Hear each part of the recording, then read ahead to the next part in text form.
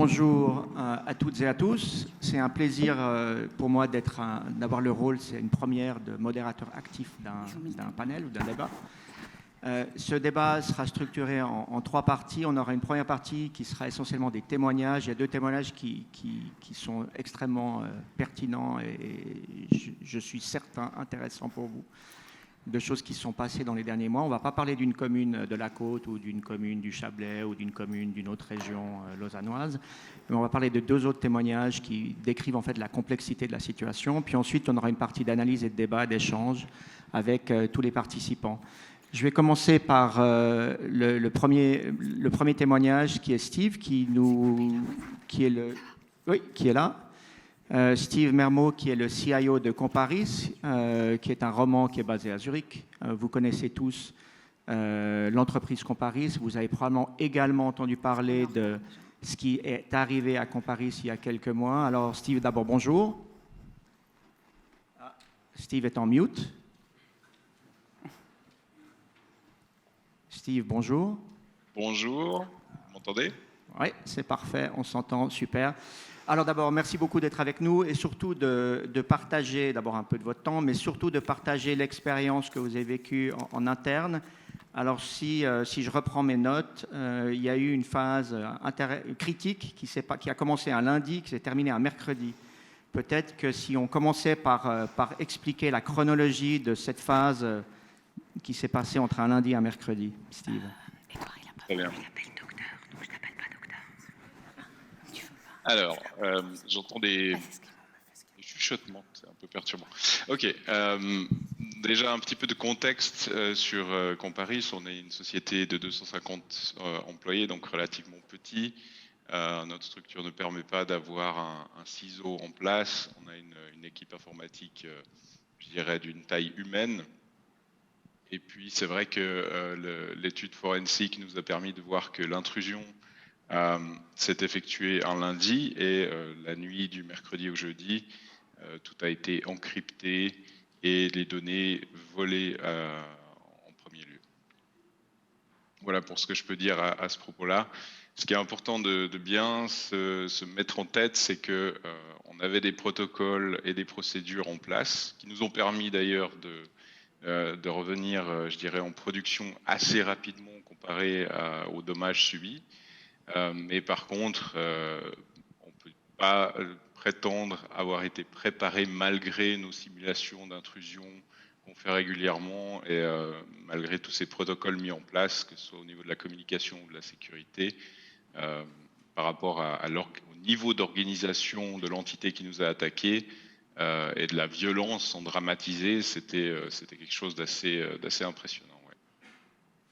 Alors peut-être qu'un point de contexte, tous les professionnels de l'informatique se souviennent probablement de WannaCry. WannaCry, c'était en 2018, 2019, 2018, 2017. Et WannaCry, ça avait une caractéristique, c'était une espèce de propagation instantanée. On se faisait hacker et puis les données étaient cryptées instantanément ou dans le quart d'heure. Et là, ce que vous décrivez, c'est qu'en fait, ça a duré 2 jours. Alors 2 jours, ça peut paraître très rapide lorsqu'on ne vient pas de l'informatique, mais en fait, c'est extrêmement long. En fait, ça prouve que ça ne s'est pas fait de manière automatisée, qu'on est dans une autre logique que WannaCry. Absolument. Donc là, clairement, on a pu reconstituer aussi le fait qu'il y avait différentes entités qui étaient actives. L'entité qui nous a hacké et qui était les ransomware, a acheté des accès qui ont été leakés, qui ont été volés à une autre entité, probablement, je dirais, quelques heures avant l'exploration, la phase d'exploration. Avec ça, et dû au fait forcément de toute la mise en place Covid, travail à distance, etc., une harmonisation de l'authentification multifacteur n'était pas en place, ce qui leur a permis en fait de se connecter avec un bureau à distance et depuis là de commencer vraiment avec des actions très manuelles et plusieurs essais pour contourner nos niveaux de sécurité, des mouvements latéraux, jusqu'à escalader leur niveau d'authentification sur le domaine. Ouais. Et puis au final, la nuit de mercredi à jeudi, si j'ai bien compris, l'ensemble des systèmes étaient compromis, cryptés. Et puis ensuite, qu'est-ce qui se passe pour vous? Ou qu'est-ce qui s'est passé? Eh bien, dirons qu'on a certains protocoles, que ce soit de communication, de sécurité, aussi de réponse à ce qui peut se passer dans ces cas-là, qui ont plutôt bien fonctionné. Mais le niveau je dirais, de panique et le niveau psychologique, l'impact qui a été fondamental, je dirais que le plus gros du travail n'a pas été un travail technique. Ça, c'est assez mécanique si on est préparé, mais c'était vraiment de pouvoir gérer les humains, en fait. Donc, première chose, constituer une équipe de réponse, établir les priorités par rapport à qu'est-ce qu'on fait. Il y a plusieurs protocoles. On va vouloir soit complètement isoler tous les systèmes, les bloquer, et se dire ok, on n'est plus dans le business jusqu'à ce qu'on trouve qu'on puisse faire toutes les analyses, ou alors on restaure tout ce qu'on peut et on revient sur le marché aussi vite que possible. Nous, c'est ce qu'on a choisi de faire. Tout en impliquant forcément les différentes entités, que ce soit la police de Zurich ou notre équipe responsable de la sécurité, qui est une équipe externe. Ouais. Donc si j'ai bien compris, d'un point de vue technique, finalement, vous étiez prêt pour la réaction, en tout cas pour la remise à niveau des systèmes, mais après, il y a toute la problématique policière, juridique, et puis la problématique de la rançon, parce que ça, vous en avez parlé publiquement. Il y a eu une demande, ces hackers qui travaillent en réseau, on va dire mafieux, ils ne font pas ça pour le plaisir ou pour la gloire, ils font ça aussi à but lucratif. Donc il y a eu une demande de rançon. On parle beaucoup des crypto-monnaies. Vous pouvez peut-être donner quelques détails sur ce qui s'est passé au final et la complexité et les impacts et les implications de cette demande de rançon. Oui. Alors bon, encore une fois, c'est public, donc je révèle rien de nouveau ici. Comparis a choisi de payer la rançon, non pas pour des raisons techniques ou, comme j'ai dit, on a pu restaurer les systèmes, mais vraiment pour limiter l'impact que le vol de données aurait pu avoir sur des potentiels partenaires ou des potentiels utilisateurs. Ce qu'on savait en étudiant les logs, c'était la quantité de données qui a été volée, mais pas quelles données. Je dirais l'ensemble des systèmes Windows ont été encryptés. On ne savait pas qu'est-ce qu'ils avaient pris exactement. On savait juste combien. Donc, partant de là, on s'est dit, il n'y a pas de bon choix ou de mauvais choix, malheureusement. Bien sûr, au niveau éthique, on aura tendance à dire on ne négocie pas avec les terroristes, mais en réalité, c'est un peu différent sur le dark web, dans le sens où si on paye, on atterrit sur une jolie liste qui dit, bah voilà, ceux-là, ils payent, faites-vous plaisir. Et puis si on ne paye pas, on atterrit sur une autre liste qui est tout aussi critique, qui dit, ceux-là nous ont pas payé, allez-y, faites-vous plaisir. Donc il n'y a pas de bon choix ou de mauvais choix. Et puis toute la phase en fait de négociation, parce qu'il vous donne forcément tout un set d'instructions presque pour les noobs, comment accéder au dark web, sur leur zone de chat, etc. Et là commence en fait une tension assez intense de négociation, même si ce groupe-là prétendait ne pas vouloir négocier. C'était une phase qui a duré quand même plusieurs jours, avec chaque fois entre deux. C'était de l'asynchrone, on envoyait un message, ils nous répondent, etc. Il y a des tensions avec un chat, c'est pas toujours évident. Ils sont pas de langue native anglaise, nous non plus. Et puis au niveau des crypto-monnaies demandées, bien sûr, c'est des crypto-monnaies qui sont complètement intraçables, contrario d'un Bitcoin. Donc là, on était sur du Monero, ce qui complique aussi passablement les choses pour les gens qui veulent payer quelque part ou qui doivent payer, parce que il faut ouvrir un compte vers des entités bien spécialisées, il faut s'y connaître un petit peu aussi en crypto-monnaie derrière, avoir un porte-monnaie local, etc. Donc c'est toute une procédure qui est assez pénible. Ouais. Alors, depuis quelques jours, il y a une contribution parlementaire au niveau national pour la réglementation des crypto-monnaies. Vous avez parlé de Monero. Monero a cette particularité que c'est la crypto-monnaie la moins traçable, en tout cas a priori à ma connaissance. Comment est-ce qu'on fait pour acheter du Monero, convertir des dollars ou des francs suisses ou des euros en Monero? Alors, comme j'ai dit, c'est très compliqué. Il faudrait presque une présentation complète pour arriver à exposer ça. En tout cas, très compliqué pour des gens qui n'y connaissent rien, on va dire. Donc, la première chose, c'est trouver une banque ou une entité qui qui acceptent de convertir des dollars ou une monnaie quelconque non crypto en Monero. Et ça, il y en a très peu. Et je pense que c'est ce qui fait que c'est possible pour ces groupes d'être payés, parce que sinon, la police nous a clairement dit, s'ils sont en Bitcoin, on peut les tracer, il n'y a pas de souci. Donc ils nous ont même demandé de les convaincre de pouvoir payer en Bitcoin, ce qui n'a pas passé forcément. Donc une fois qu'on ouvre ce compte, il y a 3 jours de validation, avec des vérifications légales, etc. Ça, c'est 3 jours aussi où la tension avec les hackers est palpable, et où eux réagissent de manière assez agressive à ce moment-là, parce qu'ils ne savent pas vraiment est-ce qu'on se joue d'eux, oui ou non, etc.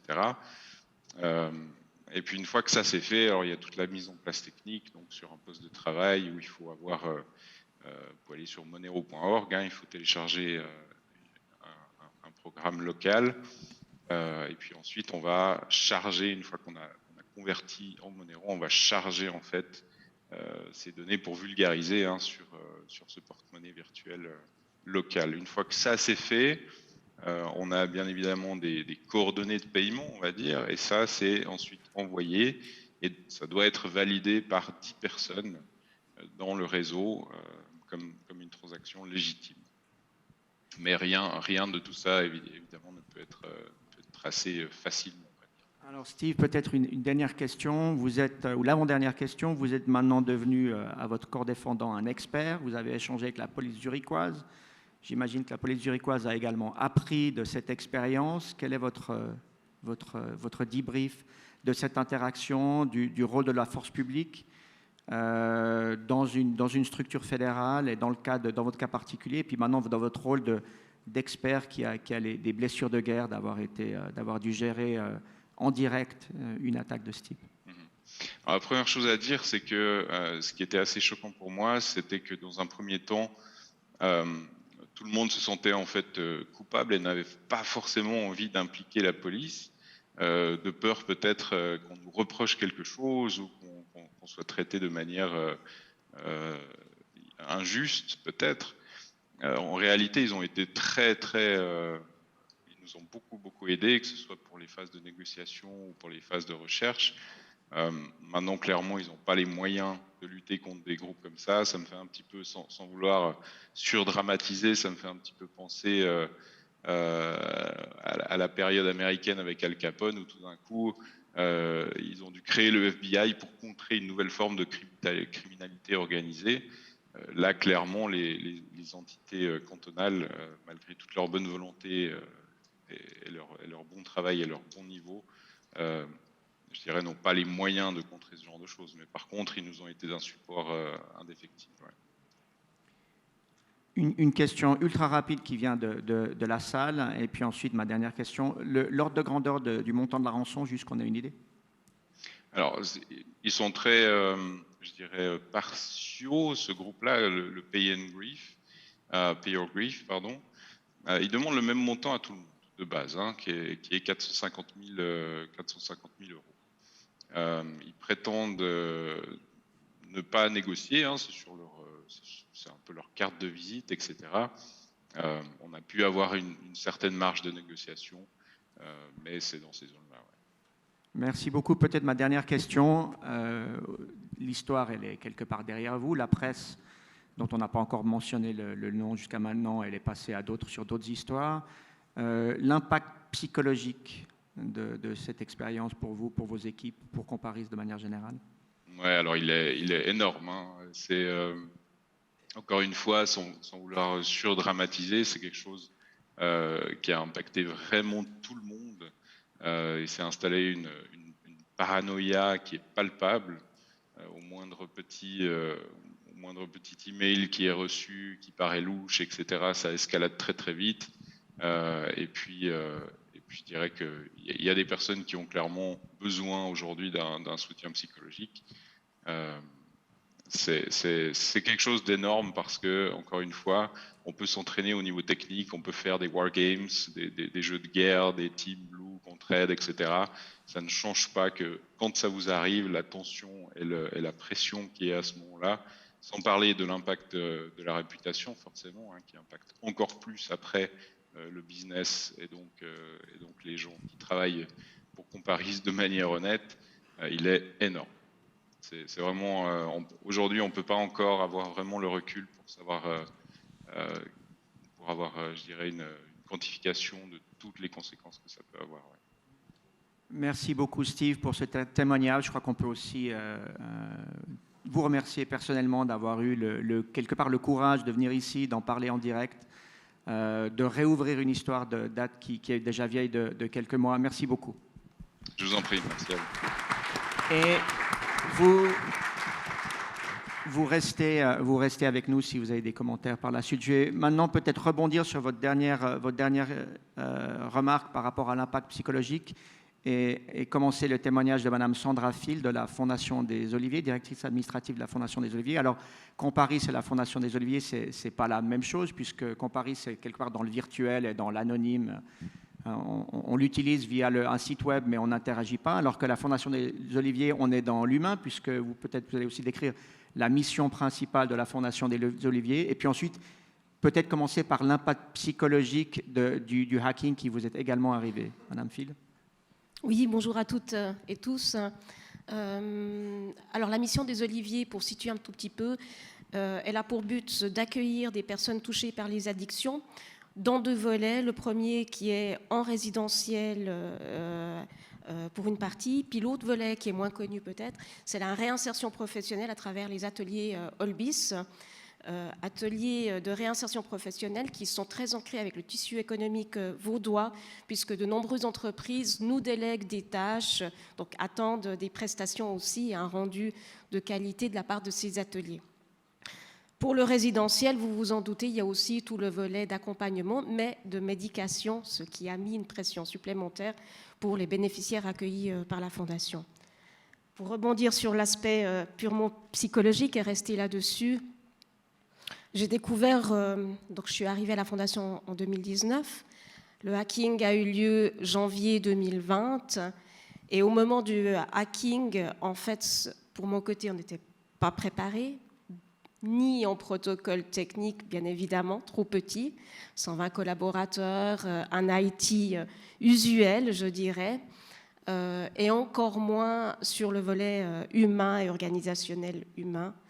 Et là, quand le crash arrive, la panoplie des réflexes humains et l'étendue des réflexes humains dans une association, une petite entreprise, est énorme. Ça va du collaborateur ou la collaboratrice qui se voit perdre toutes ces données d'une vie de collaboration, parce que certains employés sont là de longue date, et un matin, il n'y a plus rien, plus un fichier, plus un accès, plus d'accès à Outlook, plus de web, plus de connexion. Vous avez un écran noir qui vous indique contacter votre supérieur parce que les données ont été volées, et faites mieux pour les protéger. Vous avez les collaborateurs, collaboratrices qui sont dans l'action immédiate. Que fait le service IT, que fait la direction, où est-ce qu'on en est, quand est-ce qu'on récupérera les choses, là. Vous avez la sidération pour certains, ni l'un ni l'autre.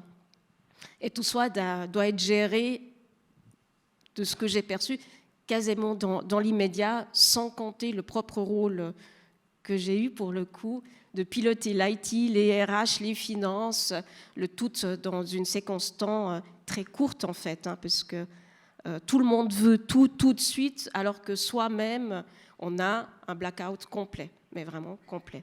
On n'avait plus de mail, donc plusieurs sites à gérer. Comment on communique vers l'extérieur. C'est un petit peu la situation des pompiers qui arrivent sur l'incendie. Il y a les méthodes techniques pour éteindre l'incendie. Puis en même temps, il y a ceux qui voient l'incendie, qui voient partir leurs effets, puis qui se demandent et demain, et après-demain. Et très vite aussi des questionnements qui viennent, qui se déversent. Quand est-ce que tu nous remets l'infrastructure à disposition? Quand est-ce que le mail refonctionne? Quand est-ce que... Et puis, de mon équipe finance, comment je fais pour sortir les salaires dans une semaine? Voilà, très concrètement, il y avait des salaires à sortir, et pas tout simple. J'ai plus d'informatique, j'ai plus de fichiers du personnel. Ces données sont... sous papier, quelque part au bureau RH pour aller retrouver les coordonnées du personnel, faire le e-banking à travers un tiers PC. Voilà, tout ça en même temps. Et alors, d'un point de vue de ce qu'on appelle la continuité du business, c'est-à-dire le recovery après l'incendie, quand la maison a complètement brûlé, dans le numérique, il y a ce côté un peu magique où les gens s'imaginent c'est magique, on n'a qu'à reconstruire, on n'a qu'à faire un restore. Ça a mis combien de temps pour arriver à avoir un début de fonctionnement Un début de fonctionnement, ça a pris à peu près 2 mois. Voilà. Donc, entre-temps, c'était, dans les grands termes, des modes dégradés de tout. On était en mode dégradé, priorisation de qu'est-ce qu'on relevait en premier, choix aussi très personnel, puisque dans des petites entités, il n'y a pas toutes les organisations, le service IT, le service RH, le service, toutes les directions, tout se concentre sur une personne. Et donc, on est amené à prendre le risque de choisir. Quand je choisis de remonter en premier lieu, par exemple, le Exchange, c'est un vrai choix plutôt que de dire que je remonte en premier lieu le timbrage du personnel. C'est des choix qui appartiennent puis qui doivent aller très vite. Donc pour le daily business, pour la médication par exemple des résidents, il a fallu être créatif. Alors il y avait cette agilité immédiate de certains et certaines collaboratrices de se dire on appelle les pharmacies référentes du résident pour savoir quelle médication. Et puis de l'autre côté, il y a l'annonce au client qu'on ne pourra pas livrer parce que super les interfaces, tout est interfacé, c'est génial quand ça marche. Mais quand ça ne marche pas, il y a tout qui tombe. La gestion du stock, le timbrage, le paiement BCV qui était interfacé par les data, enfin, tout marche dans tout, puis on ne se rend pas compte à quel point, en fait, ça nous rend dépendants de tout. Je n'avais pas un système qui fonctionnait parce qu'il était connexe. Pour couvrir la partie légale, soutien de la force publique, policière, juridique, la rançon, la police vaudoise, puisque vous êtes dans le canton de Vaud. C'est ça. On a eu l'expérience de Steve avec la police zurichoise, la police vaudoise. Comment est-ce qu'ils vous ont conseillé de la même manière? Pas de la même manière? Est-ce que vous avez payé une rançon? Ça a été les mêmes conseils. Peut-être que l'approche, faut dire que pour moi, l'accompagnement premier était le partenaire SCRT, en fait, en soutien de sécurité informatique, qui sont vite venus à mes côtés. Puis ensuite, la prise de conscience qu'il fallait que je dépose plainte pénale, qu'à partir de là, les choses s'enchaînaient. Dépôt de plainte pénale, je me rends compte, je ne savais pas qu'il y avait une unité de cybersécurité au canton de Vaud qui était en place. Je découvre cette unité, je découvre qu'elle est très peu dotée, qui m'accompagne, qui me soutient. La demande de rançon n'est pas venue tout de suite. En fait, il y a eu d'abord le message en disant qu'il y aurait potentiellement une rançon. Ils ne disent pas de quoi il s'agira, ça vient dans un deuxième temps. Et là, je dirais plutôt que ça tient aussi beaucoup à l'humain de qui on a en face de soi, en tant qu'inspecteur, en tant que conseiller, qui s'implique, on sent de la personne, parfois moins, parce qu'on vient très vite sur les aspects techniques, sur le paiement. Je pense aussi qu'il y a une côté instinct. Pour moi, un paiement de rançon, instinctivement, était quelque chose qui me dérangeait. Et l'unité de la police cantonale vaudoise a été dans mon sens, donc ça ne venait que conforter mes actions sans me mettre en danger. Je pense que ça aurait été plus compliqué si on a des instincts qui sont divergents sur ceci. Merci beaucoup. J'aimerais également remercier Madame Phil pour ce témoignage. Je sais que ce n'est pas aussi facile de reparler de ce qui s'est passé, même si c'était il y a 18 mois. Merci beaucoup.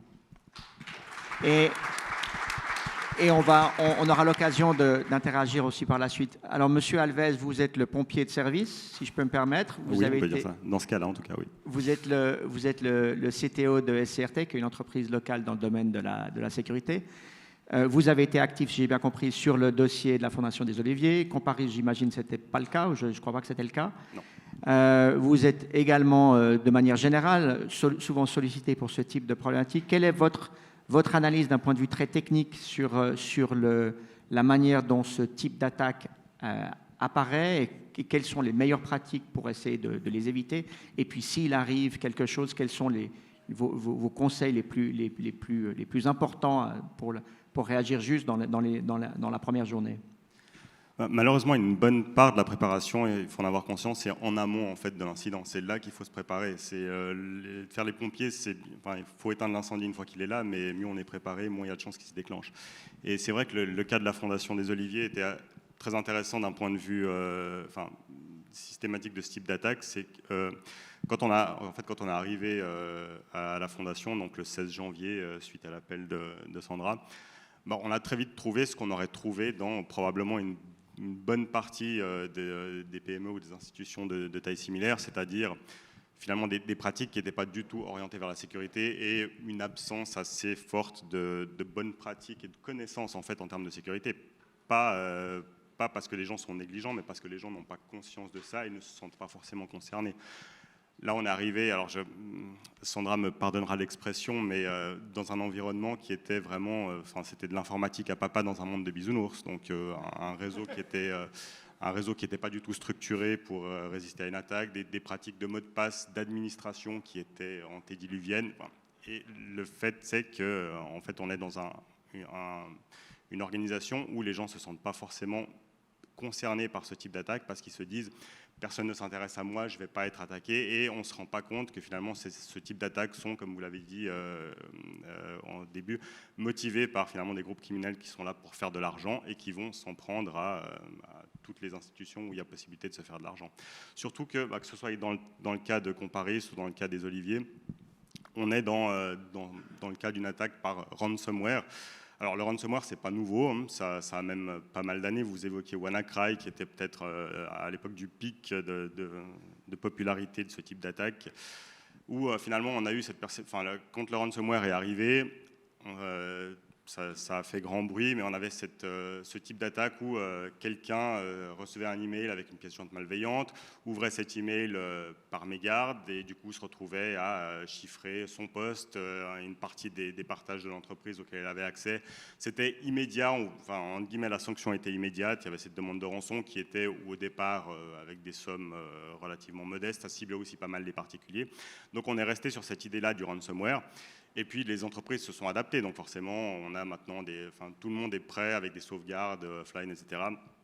si besoin, donc on ne se sent plus vraiment concerné. Et on a raté un peu le virage en fait des ransomware, de ce qu'est devenu le ransomware actuellement, où depuis en tout cas 2 bonnes années, comme le décrivait très bien Monsieur Mermot, on a affaire à des attaques qui sont plus du tout simples de ce type-là et qui en fait rentreraient presque dans ce qu'on aurait appelé avant des APT, donc des Advanced Persistent Threat, où on a vraiment des attaques qui sont entre guillemets manuels, qui sont la combinaison peut-être de plusieurs groupes. Là, on peut avoir affaire à des attaques qui ont été initiées soit par quelqu'un qui a trouvé une faille qui permet de rentrer dans l'entreprise, qui l'a revendue à un autre groupe qui ensuite en tire parti pour rentrer sur l'infrastructure, de manière manuelle, entre guillemets, se promener pendant quelques jours ou quelques semaines dans l'environnement de l'entreprise, exfiltrer des données, ça a été une nouveauté il y a quelques années, exfiltrer des données qui vont être récupérées par les attaquants, qui vont ensuite être publiées, ou en tout cas il va y avoir une menace de publication de ces données si la rançon n'est pas payée.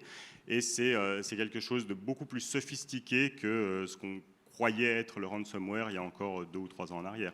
Et forcément, cette composante de publication des données rajoute aussi une pression pour le paiement de la rançon, puisque évidemment, on a beau avoir des sauvegardes, une fois qu'on a des données qui sont dehors. Alors, on peut restaurer les sauvegardes, on a l'impression d'être autonome pour cette partie-là, mais on a cette pression, cette épée de Damoclès qui est, si on ne paye pas la rançon, vos données seront publiées. Est-ce qu'on est prêt à gérer ça? Est-ce qu'on a de quoi faire? Est-ce qu'on sait quelles sont les données qui ont été sorties? Et typiquement, le cas de la Fondation des Oliviers, c'était une des premières attaques où on avait, en tout cas en ce qui me concerne, j'avais été confronté à cette publication des données, à cette menace et cette publication effective des données suite à l'attaque qui maintenant est vraiment monnaie courante. Si on regarde les groupes qui sont actifs actuellement, les groupes criminels qui font du ransomware, on voit que sur leur site, sur le dark web, il y a vraiment des publications quasi quotidiennes ou hebdomadaires de données qui sont récupérées chez des clients, des victimes de leurs attaques. Donc si le message succinct, c'est malheureusement la démocratisation des APT. Les APT, il y a une décennie, c'était l'apanage des grands groupes de la haute technologie américaine. Tout le monde se souvient du hack de RSA Securities, qui était un APT qui a eu un impact énorme. Et puis aujourd'hui, en fait, une fondation très importante sur le site lausannois, on va dire, mais totalement insignifiante dans la globalité du monde, se retrouve la victime d'un APT avec des moyens humains mis en place de manière mafieuse pour un but lucratif, pour essayer d'en extraire de l'argent. Oui, en tout cas avec les mêmes moyens qui auraient été ceux qu'on aurait attribués il y a quelques années à les APT, mais finalement ces outils sont là, les connaissances sont là. C'est juste qu'il y a 10 ans, on se disait, ok, pour être victime d'une attaque sophistiquée, enfin si je prends une analogie simple, il faut qu'il y ait quelqu'un en face qui ait les moyens techniques de fabriquer les armes qui vont être utilisées pour nous attaquer, alors que la réalité du marché, c'est que ces armes s'achètent, et puis des groupes achètent ce qu'il leur faut pour ensuite opérer et se faire de l'argent.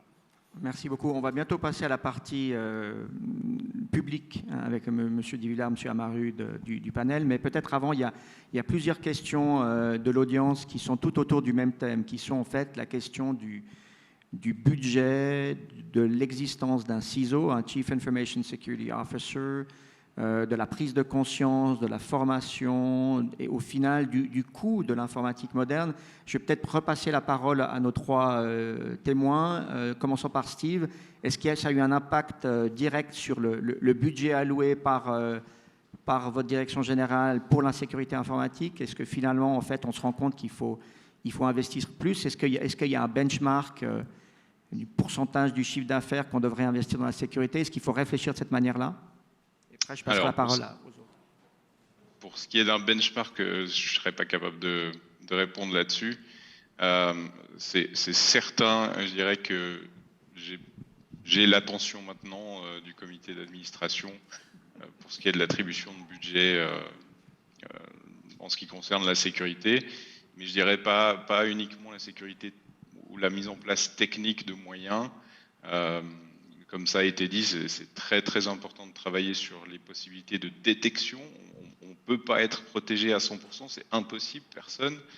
Par contre, on peut mettre tout ce qu'on peut pour détecter le plus vite possible afin de cloisonner rapidement les choses. Donc ça effectivement, ça a été débloqué, en tout cas de notre côté, ou en tout cas il y a eu une prise de conscience à différents niveaux que c'est un sujet qui est critique et pour lequel on ne va pas commencer à négocier sur le prix des outils ou de la mise en place de moyens.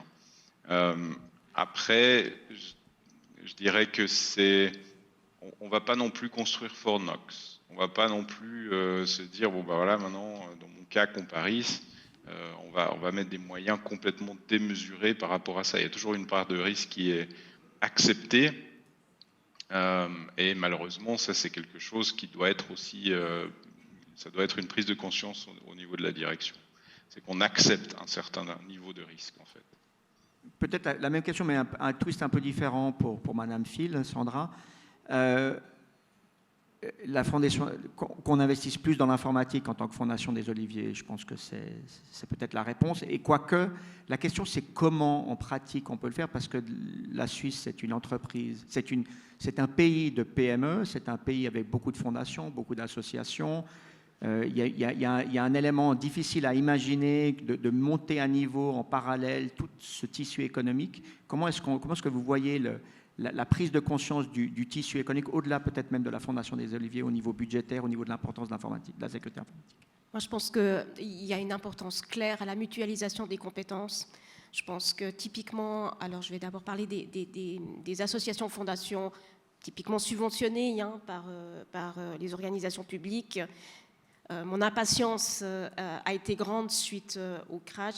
Je pense que sans mutualisation, on n'a pas les moyens. Clairement, pour la Fondation des Oliviers, comme pour d'autres institutions de cette envergure-là, 120 collaborateurs, une petite équipe IT, sans la prise de conscience que des plans de continuité, des plans de crise, ce genre de choses qui sont en fait pas des moyens techniques pour le coup, qui sont des protocoles d'action ou de réaction, voire et surtout de formation, elles ne peuvent s'envisager qu'en mutualisant les choses et en les rendant accessibles. Voilà, je pense que c'est là qu'est un enjeu majeur. Au-delà des moyens qui, oui, c'est du travail de l'ombre pour le réseau, la sécurité, ça ne se voit pas directement. Il en faut quand même un peu plus que les moyens actuels. Mon budget informatique a un petit peu cru suite à ce hacking, j'ai pu défendre ceci. Mais l'enjeu pour moi, pour petite entreprise et petits organismes subventionnés par les entités publiques, c'est vraiment la mutualisation, soit à travers fêtières, soit à travers la propre infrastructure des partenaires concernés, l'État, en l'occurrence pour moi. J'aurais voulu rapidement avoir ce conseil-là, ou voir naître ce conseil-là. Merci beaucoup. Alors, on va maintenant passer aux responsables publics. D'abord, M. Duvillard, du Réseau national de sécurité, donc de la Confédération, avec des compétences par rapport aux questions internationales et puis aux questions nationales, avec des ressources de la Confédération, et puis bienvenue au fédéralisme, en relation avec les cantons. Monsieur Duvillard, vos réflexions après ces présentations et ces témoignages. Oui, je veux dire que j'ai été aussi impressionné par ces deux témoignages, et je trouve que c'est extrêmement important qu'on ait ce type de témoignage, parce que je crois qu'aujourd'hui, il y a encore une forme quelque part de naïveté face à ces attaques, de dire ça ne va pas m'arriver, ça n'arrive qu'aux autres. Et je crois que là, c'est extrêmement important que les entreprises, les entités qui sont victimes en fassent part. Alors, on fasse part, d'une part, aux autorités de poursuite pénale, et puis si elles le souhaitent, qu'elles le fassent publiquement. Parce que je crois qu'aujourd'hui encore, on a dans les statistiques de la criminalité la pointe de l'iceberg. En mars dernier, on a eu la première statistique de la criminalité qui intègre le digital. 12 000 infractions recensées en Suisse, mais il faut bien s'imaginer que c'est peut-être 2 fois, 3 fois, 4 fois plus. Donc on a un problème encore. On va assez systématiquement au poste de police pour annoncer un cambriolage. Je crois que ça, c'est voilà, même si la somme, même s'il y a une intrusion sans vol, on le fait, mais je pense qu'on ne le fait encore pas au niveau des attaques cyber. Et on le voit dans les deux témoignages, on est, je crois, aussi impacté, on va dire, c'est une intrusion dans sa vie privée. Et je crois qu'on doit avoir ce même réflexe ici, évidemment, de dénoncer le cas. Je crois que ça, c'est... Et puis le troisième élément que j'aimerais encore mentionner, je crois que c'est un gros travail qui doit être fait au niveau de la sensibilisation. C'est aussi ressorti au travers des deux témoignages. On doit sensibiliser tous les collaborateurs, j'entends, depuis celui qui travaille à 20%, qui n'est là que 2 jours devant son ordinateur, jusqu'au patron.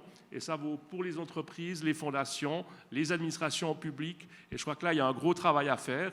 Et on est en train de lancer pour l'année prochaine un programme de sensibilisation des administrations cantonales et communales, et la Confédération va s'y joindre. Ce sont des petites pièces à l'édifice, mais je crois qu'il faut aussi commencer par là, parce que c'est là qu'on doit arriver à sensibiliser les gens. Puis après, il y a la question évidemment des ressources, des moyens, ça a été dit, par rapport à ce qu'ont fait les 2 polices cantonales concernées. Je crois que il ne faut pas le nier, il y a encore de gros efforts à faire. Alors la Suisse romande a créé un centre de compétences qui est en main de Genève, sous la responsabilité de Genève, mais il y a un gros travail à faire parce que la criminalité qu'on a ici, elle n'est pas locale, elle est internationale, le local a disparu. Et puis il y a des changements de paradigme fondamentaux, je pense, au niveau de la poursuite pénale. Est-ce qu'on doit absolument chercher à interpeller le voleur, le gendarme et le voleur, c'est un peu un mythe, mais on se rend compte que c'est très compliqué de trouver les auteurs de ces infractions. Mais par contre, on doit peut-être réfléchir à mettre fin à certains phénomènes, à stopper, à faire qu'il y ait moins de victimes. Et puis le dernier élément sur cet aspect-là, c'est la victime.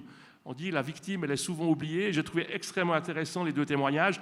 On a presque honte d'aller à la police. On a peur presque d'être maltraité quelque part, qu'on soit mis en cause, mais vous n'avez pas respecté ces protocoles. Et je crois que là aussi, il y a un changement de paradigme. On doit vraiment prendre compte de l'avis des victimes, les conseiller. Et je crois que ça a été fait, je crois, à Zurich par rapport à l'aspect des rançons. Et là aussi, c'est un changement qui est assez fondamental. Alors peut-être pour rebondir sur les obligations, vous avez parlé des obligations légales par rapport, ou pas par rapport aux dénonciations pénales. Dans le reste de l'Europe, c'est-à-dire l'ensemble de l'Europe sauf la Suisse, depuis 2018, il y a une base légale qui s'appelle le GDPR, le RGPD, qui est en fait l'obligation, dans des délais extrêmement courts, de faire une annonce publique en cas de vol de données. Alors en Suisse, tout prend un peu plus de temps, puis on a une version LPD qui va être mise en place, qui est la version light, avec moins d'obligations. Est-ce que vous avez perçu un changement, puisque quelque part l'Europe est en avance sur nous? Est-ce que vous avez changé dans vos discussions avec vos homologues internationaux? Est-ce que vous avez senti un changement de perception dans d'autres pays européens suite à l'introduction du RGPD, les obligations d'annonce? Parce que maintenant, on n'a plus le choix, on est obligé d'annoncer en Europe. Oui, alors le RGPD a une influence, et la Suisse, d'ailleurs, actuellement, est en train de plancher sur un projet d'obligation d'annonce de ce type d'incident. Le projet sera encore mis en consultation d'ici la fin de l'année ou le début de l'année prochaine. Évidemment que la question, c'est de savoir quels cas doivent être annoncés, par qui. Alors on a une première réflexion qui est menée surtout au niveau des infrastructures critiques, mais je crois qu'on doit maintenant aborder cette question très clairement. Et est-ce que, pour faire simple, il ne faudrait pas simplement adopter le RGPD comme point de départ? Alors ça, c'est une question évidemment éminemment politique, hein, évidemment, on sait que ce RGPD existe, on connaît ses avantages, il existe sur le plan européen. Ça serait une solution. Aujourd'hui, la Suisse se dirige vers, pas son propre RGPD, mais une révision de la loi sur la protection de l'information. Merci beaucoup.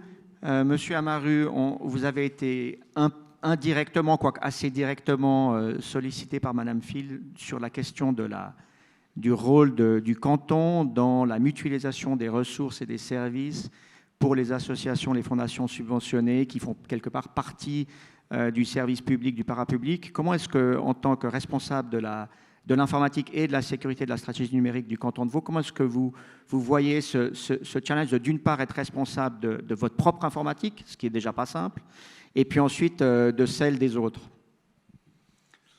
Alors, bonjour à toutes et à tous. Effectivement, moi j'ai été captivé par les deux témoignages qu'on a eus. Et je trouve il y a un côté malheureux, hein, on voit ce que vous avez vraiment vécu et puis qui était difficile, mais il y a un côté, je pense, bénéfique pour tout le monde, parce que c'est avec des cas comme ça qu'on a des prises de conscience à tous les niveaux, au niveau des PME, des administrations, mais au niveau du politique aussi. Donc on peut dire que c'est des sortes d'électrochocs qui ont un bienfait sur le long terme, à mon avis, extrêmement important.